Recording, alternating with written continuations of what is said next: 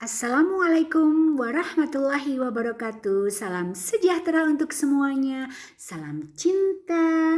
Hai sahabat edukasi, para guru hebat dimanapun Anda berada. Saya Endrawati dari SMK Negeri 1 Sukalarang, Kabupaten Sukabumi, CGP Angkatan 10. Sebelum saya memaparkan konsep tentang pendidikan Ki Hajar Dewantara, saya akan membacakan puisi karya sendiri terinspirasi oleh Ki Hajar Dewantara. Sang Jiwa Sebelum Cahaya, karya Endrawati. Aku ini adalah jiwa. Jiwa yang bertumbuh, lantas terus berkembang. Aku ini adalah jiwa. Jiwa yang sedang bertugas di atas bumi, menumbuhkan, lantas mengembangkan para jiwa menuju kesadaran. Aku ini adalah makhluk cahaya dalam sebuah perjalanan, berjalan di alam pikir yang riuh menuju alam rasa yang damai. Lantas mencipta, menuntun para jiwa di atas bumi, melewati capaian pembelajaran menuju kesadaran. Aku ini adalah kesadaran yang menyatukan seluruh jiwa di atas bumi untuk kenali jati diri sebelum cahaya, menuju kesadaran paling tinggi, dan selamat adalah sebuah tujuan. Nah, itu tadi puisinya terinspirasi dari Ki Hajar Dewantara. Semoga semuanya suka ya, para sahabat edukasi dimanapun Anda berada. Oke, sekarang kita waktunya mengenal lebih dekat Ki Hajar Dewantara. Raden Mas Suwardi Suryaningrat yang dikenal dengan nama Ki Hajar Dewantara adalah tokoh yang tidak terlupakan dalam sejarah pendidikan Indonesia. Dan Ki Hajar Dewantara lahir pada tanggal 2 Mei 1889 di Pakualaman, Yogyakarta. Sebagai Menteri Pendidikan yang pertama di Indonesia dan dedikasinya yang luar biasa di dunia pendidikan, beliau mendapatkan julukan kehormatan Bapak Pendidikan Nasional Indonesia. Sudah tahu sekarang bukan? Kita lanjutkan lagi. Para guru hebat dan sahabat edukasi, ada hal yang luar biasa tentang konsep pemikiran pendidikan menurut Ki Hajar Dewantara yang harus kita contoh. Pendidikan itu sendiri menuntun segala kodrat yang ada pada murid. Tentunya pasti fokusnya kepada murid sahabat edukasi untuk terus bertumbuh dan berkembang secara merdeka. Secara merdeka di sini para guru hebat dengan metode pengajaran ASIH, ASA, ASU, dan kita sudah mengenalnya sebagai sistem Among. Di sini murid akan merasa bahagia tentunya karena dalam ruang yang luas untuk bereksplorasi, berkreasi, beraktivitas sehingga tumbuh kembang murid selaras dengan bakat, minat, potensinya, juga selaras dengan jati dirinya.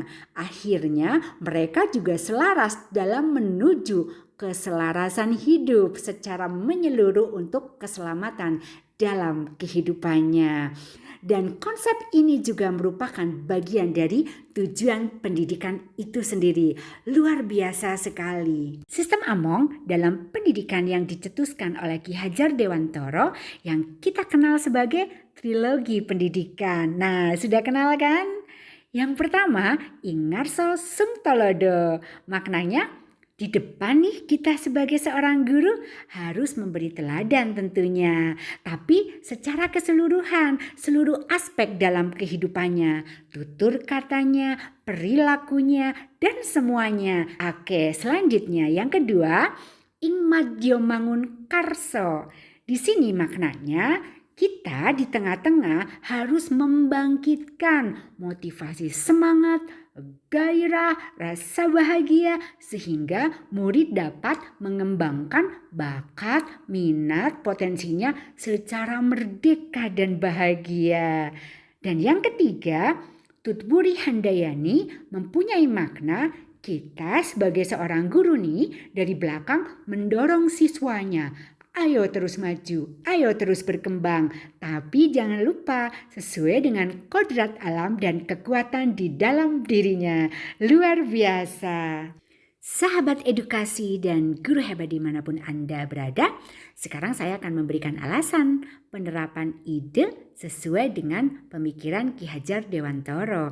Saya sebagai seorang guru harus memberi suri teladan yang baik bagi murid dan terus membangkitkan kekuatan kodrat alam pada murid agar murid bertumbuh dan berkembang secara baik, selaras, dan membahagiakan tentunya. Sehingga mereka mempunyai karakter yang sesuai dengan nilai-nilai luhur, budi pekerti, serta terus berkesadaran. Nah, keseluruhan proses pendidikan tentunya disesuaikan dengan perkembangan zaman yang kita kenal dengan kodrat zaman. Sahabat edukasi dan guru hebat dimanapun Anda berada. Nah, sekarang saya akan memaparkan penerapan pemikiran Ki Hajar Dewantara yang dilakukan di sekolah saya. Yang pertama, pendidikan karakter tentunya. Karena di dalam pemikiran Ki Hajar Dewantara banyak sekali nilai-nilai luhur yang terkandung di dalamnya untuk membentuk karakter religius, nasionalis, mandiri, gotong royong, dan berintegritas dengan kegiatan positif di sekolah. Contohnya adalah pembiasaan sholat duha, kegiatan literasi, numerasi, gotong royong membersihkan lingkungan sekolah, serta budaya senam kesehatan jasmani. Selanjutnya, proyek penguatan profil pelajar Pancasila. Dan ini kegiatan kokurikuler berbasis proyek sahabat edukasi yang tentunya dirancang untuk menguatkan upaya pencapaian kompetensi dan karakter dan juga disusun berdasar standar kompetensi lulusan. Nah, contoh tema P5 di SMK adalah tema kebekerjaan. Dalam proyek ini peserta didik dapat menambah pengetahuan dan wawasan tentang dunia kerja. Peserta didik juga dapat mengembangkan minat dan bakat sesuai dengan bidang keahlian yang sudah mereka pilih. Hai sahabat edukasi dan guru hebat. Dua pemaparan tadi sudah bisa dipahami kan? Dan saya akan lanjutkan penerapan di sekolah saya tentang pembelajaran berdiferensiasi. Di sini merupakan pembelajaran yang terus dikembangkan untuk merespon kebutuhan murid dalam belajar yang berbeda-beda.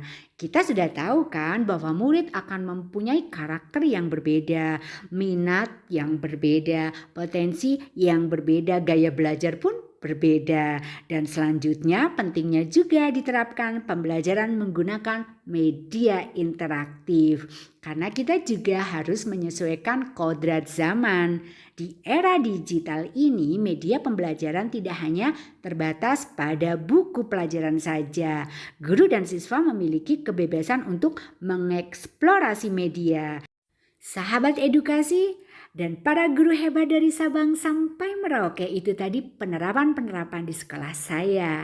Dan mungkin ada yang bertanya, apakah ada tantangannya dan bagaimanakah solusinya? Baiklah, saya lanjutkan tantangan yang dihadapi dan bagaimanakah solusinya.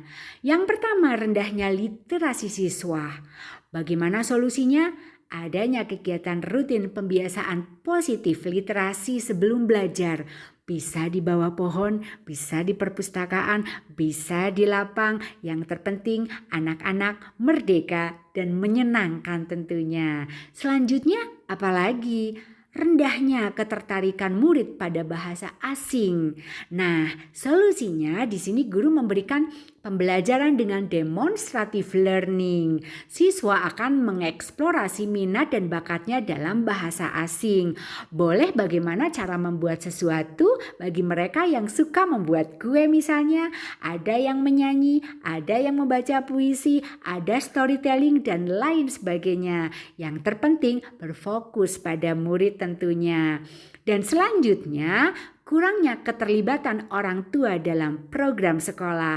Bagaimanakah solusinya? Sudah pasti mengadakan forum diskusi dengan orang tua secara rutin untuk membicarakan program dan kemajuan sekolah, tentunya berimbas pada kemajuan murid. Sahabat edukasi yang selalu berbahagia, saya sudah memaparkan tentang konsep penerapan ide, alasan, dan juga tantangan serta solusinya di sekolah saya. Ayo kita semua tergerak, bergerak, dan menggerakkan untuk kemajuan pendidikan Indonesia yang terus maju. Salam guru penggerak. Assalamualaikum warahmatullahi wabarakatuh.